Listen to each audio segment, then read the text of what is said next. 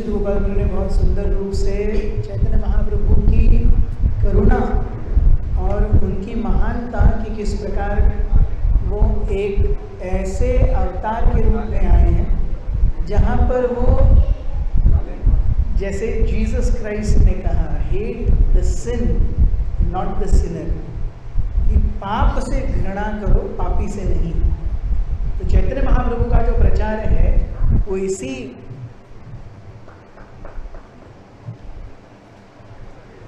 वाक्य का मूर्तिमंत उदाहरण है। तो यही चैतन्य महाप्रभु, जब हम देखते हैं प्रभु जी वर्णन कर रहे थे किस प्रकार से चैतन्य महाप्रभु जब दक्षिण भारत यात्रा गए तो उस समय वो कूर्म क्षेत्र से गए, उसके बाद वो वासुदेव कुष्ठ रोगी से मिले। ऐसे ही आगे जा करके चैतन्य महाप्रभु गोदावरी के तट पर आते हैं, जहाँ पर वहाँ के जो गवर्नर थे उस समय, उनका नाम था रामानंद राय। जब चैतन्य महाप्रभु जगन्नाथपुरी में थे तो जगन्नाथपुरी में जगन्नाथ मंदिर के जो प्रमुख अर्चक हैं उस समय, उनका नाम था सार्वभौम भट्टाचार्य।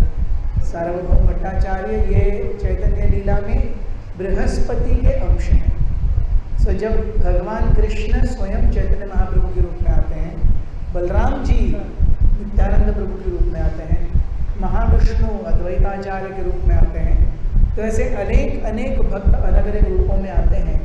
बृहस्पति सार्वभौम भट्टाचार्य के रूप में आते हैं। सो सार्वभौम भट्टाचार्य जब चैतन्य महाप्रभु निकल रहे थे दक्षिण भारत यात्रा में, तो सार्वभौम भट्टाचार्य ने उन्हें कहा था कि गोदावरी के तट पर कोवूर नामक एक जगह है, वहाँ की जो गवर्नर हैं उनका नाम है रामानंद राय, आप उनसे मिलिए। वो भगवान के बहुत महान भक्त हैं और निश्चित रूप से आपका जो संवाद है ये बहुत ही निर्णायक होगा। तो चैतन्य महाप्रभु दक्षिण भारत आए और दक्षिण भारत यात्रा करते करते गोदावरी के तट पर कोवूर आए। सो कोवूर ये आज के हिसाब से राजमुंड्री है। आज भी हम राजमुंड्री, हम में से कितने वक्त मायापुर गए हैं ट्रेन से? तो आप मायापुर ट्रेन से जाएंगे, राजमुंड्री क्रॉस करेंगे तो तुरंत गोदावरी आती है।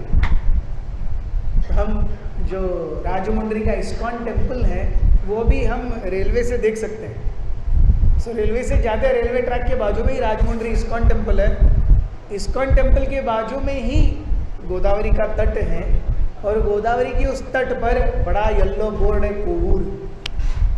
तो ये जो कोवूर जगह है वो चैतन्य महाप्रभु के समय से है। उसी जगह पर चैतन्य महाप्रभु रामानंद राय से मिले। सो जैसे हमने चर्चा की कि बृहस्पति जो हैं वो सार्वभौम भट्टाचार्य के रूप में आए, वैसे ही ये जो रामानंद राय हैं ये कृष्ण लीला में विशाखा सखी का अवतार है। हम देखते हैं राधा रानी की 8 प्रमुख सखियां हैं, ललिता देवी, विशाखा देवी इत्यादि। तो जो विशाखा देवी है ये चैतन्य लीला में रामानंद राय के रूप में आए और ललिता सखी जो है वो स्वरूप दामोदर गोस्वामी के रूप में आए। चैतन्य महाप्रभु ने अपने जीवन के अंतिम 18 वर्ष केवल स्वरूप दामोदर गोस्वामी और रामानंद राय के साथ ही गुजारे। तो राधा रानी ये ललिता देवी और विशाखा सखी, ललिता सखी और विशाखा सखी का संग करते हुए कृष्ण के विरह का जो अनुभव है उसका आनंद ले रहे हैं। तो जब चैतन्य महाप्रभु प्रथम रामानंद राय से मिले तो रामानंद राय से वार्तालाप करते करते ये बहुत ही शास्त्रीय वार्तालाप है। हम देखेंगे, हम भगवत गीता जब पढ़ते हैं तो भगवत गीता पढ़ते समय चैप्टर 3, 4, 5 और 6 में एक कंसेप्ट आता है योगा लैडर। योगा लैडर मतलब योग की सीढ़ी। इस प्रकार से कर्म कांड है, फिर कर्म योग है, फिर ज्ञान योग है, ज्ञान योग से अष्टांग योग है, अष्टांग योग के आगे भक्ति योग है। तो क्रम क्रम से व्यक्ति क्या करता है? प्रगति करता जाता है। तो वैसे ही चैतन्य महाप्रभु और रामानंद राय के बीच का ये जो संवाद है ये एक तरीके से रसा लैडर है। अरे चैतन्य महाप्रभु कहते हैं, अरे मुझे भक्ति के जीवन का एंड एसेंस क्या है, इसके बारे में मुझे बताइए। ये प्रश्न था चैतन्य महाप्रभु का, और उसके ऊपर रामानंद राय क्या उत्तर देते हैं और फिर चैतन्य महाप्रभु उसके बारे में क्या अपनी टिप्पणी देते हैं, यही वो संवाद है। तो आइए हम इस संवाद का एक बहुत छोटा सा अंश देखते हैं। ये है चैतन्य चरितामृत मध्य लीला अध्याय 8 और श्लोक क्रमांक 57। चैतन्य महाप्रभु और रामानंद राय एक दूसरे के सामने शाम में गोदावरी के तट पर बैठे हैं, और बैठने के बाद में तात्विक दर्शन पर वाद विवाद नहीं, चर्चा चल रही है, वाद विवाद नहीं है, चर्चा चल रही है। तो चैतन्य महाप्रभु कहते हैं, प्रभु कहे पढ़ श्लोक साध्य निर्णय, राय कहे स्वधर्माचरण विष्णु भक्ति है। तो चैतन्य महाप्रभु कहते हैं कि सारी साधनाओं में निर्णायक साधना क्या है, किस चीज को प्राप्त किया जाना चाहिए। और उस समय रामानंद राय कहते हैं कि स्वधर्म आचरण विष्णु भक्ति है। अगर कोई अपने धर्म का आचरण करेगा, धर्म का आचरण अर्थात ब्राह्मण, क्षत्रिय, वैश्य, शूद्र, ब्रह्मचारी, गृहस्थ, वानप्रस्थ, संन्यास, सो अपने वर्ण और आश्रम का पालन करके, उसके अनुसार अपने कर्तव्यों का पालन करके व्यक्ति भगवान को प्राप्त कर सकता है।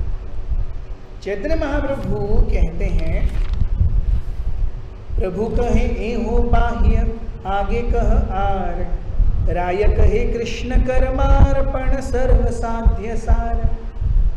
चैतन्य महाप्रभु कहते हैं ये तो बहुत बाह्य हो गया, this is like very low standard. आप वर्णाश्रम का पालन करो, भक्ति में लगाइए, क्या है वो लो स्टैंडर्ड, इससे आगे करो। तो सार्वभौम भट्टाचार्य कहते हैं ओके ठीक है, अगर वर्णाश्रम से ऊपर जाना है तो जो कुछ भी हम कार्य करके हमें उसका फल मिलता है, उस फल को भगवान को अर्पण कर देना, इसे कहते हैं कृष्ण कर्म अर्पण।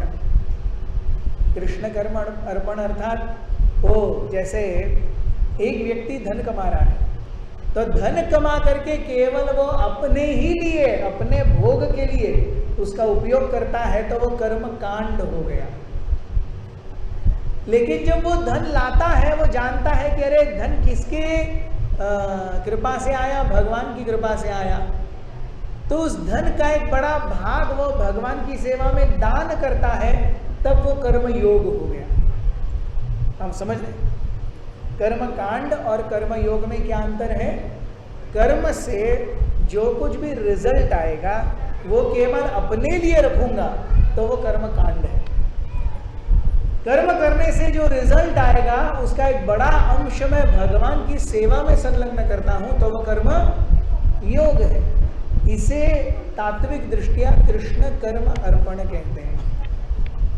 तो रामानंद राय कहते हैं कृष्ण कर्मार्पण सर्वसाध्य सार। तो ये वर्णाश्रम के ऊपर है। चैतन्य महाप्रभु कहते हैं, प्रभु कहे हो बाह्य, आगे कह आर, राय कहे स्वधर्म त्याग, ई साध्य सार। तो कृष्ण कर्म अर्पण के आगे क्या है? स्वधर्म त्याग। अपना सब कुछ भूल छाल करके भगवान की सेवा में जाओ। तो दिस बेसिकली कंट्रीब्यूट्स टू 18.66। सर्वधर्मान परित्यज्य माम एकम शरणम व्रज, अहम त्वाम सर्व पापेभ्यो मोक्षयिष्यामि मा शुचः। तो सबसे निम्न स्तर क्या हो गया? इंद्रिय भोग करना, वेदों के दिए हुए नियामक तत्वों के अनुसार इंद्रिय भोग करना, ये सबसे निचला स्तर है। मैं भोग कर रहा हूं, वेदों के अनुसार भोग करना। इससे ऊपर का क्या है?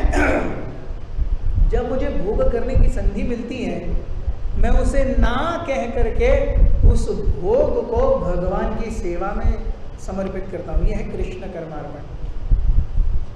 इसके ऊपर क्या है? स्वधर्म त्याग। कमाओ ही मत, पैसा आएगा ही नहीं, टेंशन ही नहीं। दान वान देने का पैसा कमाया ही नहीं तो टेंशन है क्या दान देने का? जो कमाता ही नहीं वो टेंशन, दान क्या देगा? है कि नहीं? यस, सो स्वधर्म त्याग ये कर्मार्पण से ऊपर है कि जो कुछ करो भगवान के लिए करो, अपने लिए कुछ मत करो। यस, सो रामानंद राय कहते हैं ये इससे ऊपर है। प्रभु कहे हो बाह्य आगे कहार, राय कहे ज्ञान मिश्र भक्ति साध्य सार। अरे ये भी बाहर है, सब कुछ छोड़ छाड़ करके भगवान की सेवा, ये भी बाह्य है। आगे बोलो और कुछ आगे बोलो। तो रामानंद राय कहते ज्ञान मिश्र भक्ति, वो भक्ति जहां पर व्यक्ति अपने आप अपनी स्वचेष्टा से आगे बढ़ने का प्रयास कर रहा है, ज्ञान मिश्र भक्ति। प्रभु कहे एहो बाह्य आगे कह आर, राय कहे ज्ञान शून्य भक्ति साध्य सार। ये भी बाह्य है। चैतन्य महाप्रभु जी और आगे बोलो। तो रामानंद राय कहते ज्ञान शून्य भक्ति, ऐसी भक्ति जहां पर राइट फ्रॉम स्क्रैच भक्त पूरी तरह से भगवान पर निर्भर है। भगवान पर निर्भर होने का क्या औचित्य है? ये भगवान पर निर्भर होना ऐसा नहीं है कि मैं कुछ नहीं करूंगा, केवल भगवान को ही बुलाता रहूंगा, नहीं। इसका अर्थ है मैं अपनी तरीके से पूरी मेहनत करता हूं और फिर भगवान को बुलाता हूं, भगवान आप आओ और आप कुछ करो। कई बार लोग समझते हैं शरणागति का अर्थ क्या है? रोते रहना, भगवान कुछ कर ले, भगवान कुछ कर ले, भगवान कुछ करते ही नहीं। ऐसे नहीं होती भक्ति। हम कुछ करेंगे और फिर भगवान अपना जादुई छड़ी घुमाएंगे। हम कुछ करेंगे ही नहीं तो भगवान जादुई छड़ी कैसे घुमाएंगे? तो मैं कुछ नहीं करूंगा, केवल भगवान को बोलूंगा भगवान आप कुछ करो। ये कैसा है? ये एक बच्चे के जैसा है जो डायपर में सुसु और शीशी करता है। हम सब डायपर वाले बच्चे हैं क्या? नहीं, हम टॉयलेट जाते हैं ना, धो के स्नान करते हैं ना।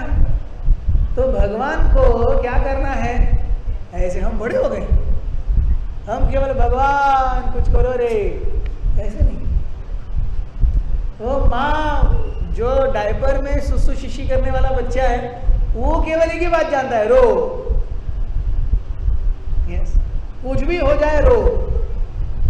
यस, वो अपना इंद्रिय भोग भी नहीं जानता, वो खाने पीने के मामले में भी रो।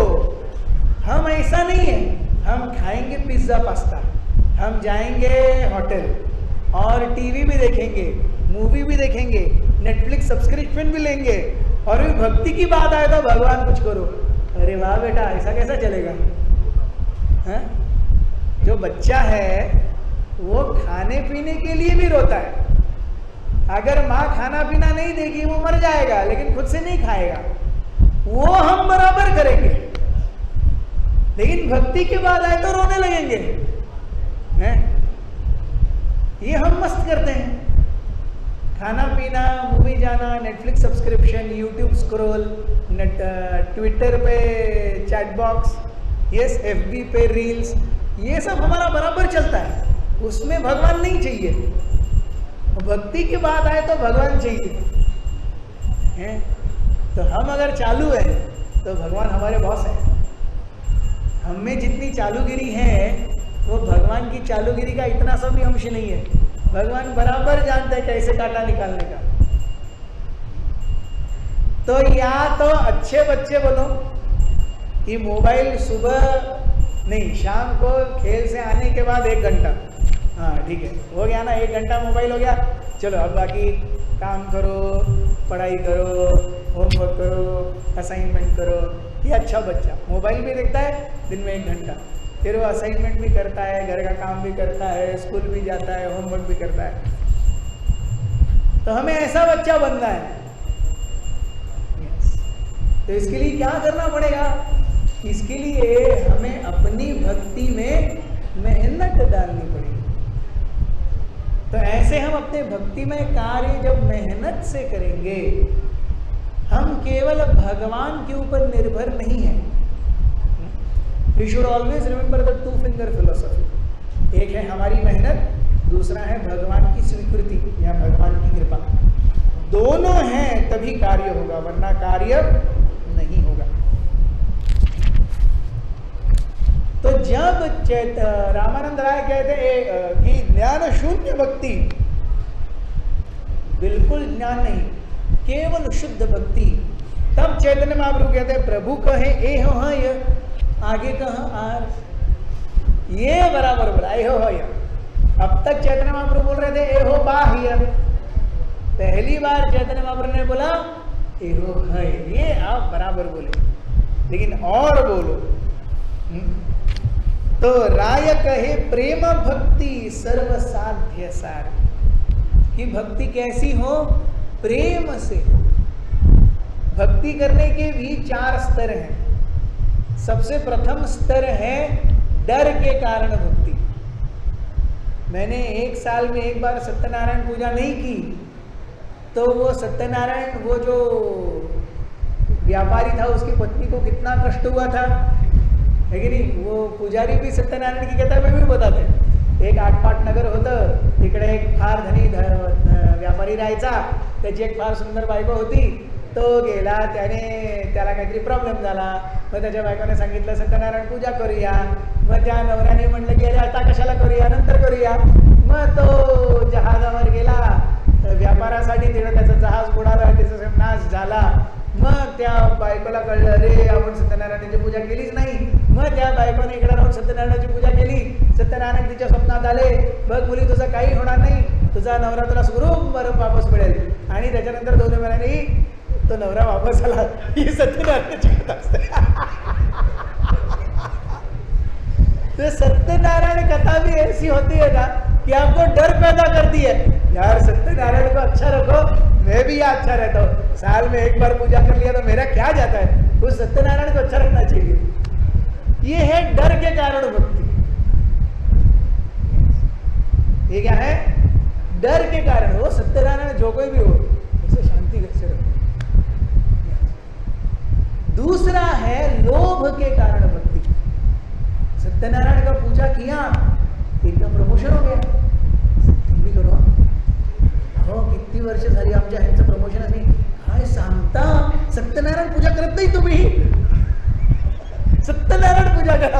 आम्ही सत्यनारायण म्हणजे आमच्या ह्यांची प्रमोशन झाली हो, तुम्ही सत्यनारायण पूजा करत नाही।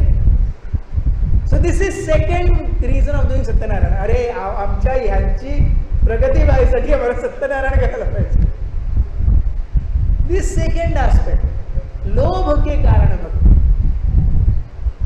तीसरा अच्छा है, कर्तव्य के कारण भक्ति। भगवान ने मुझे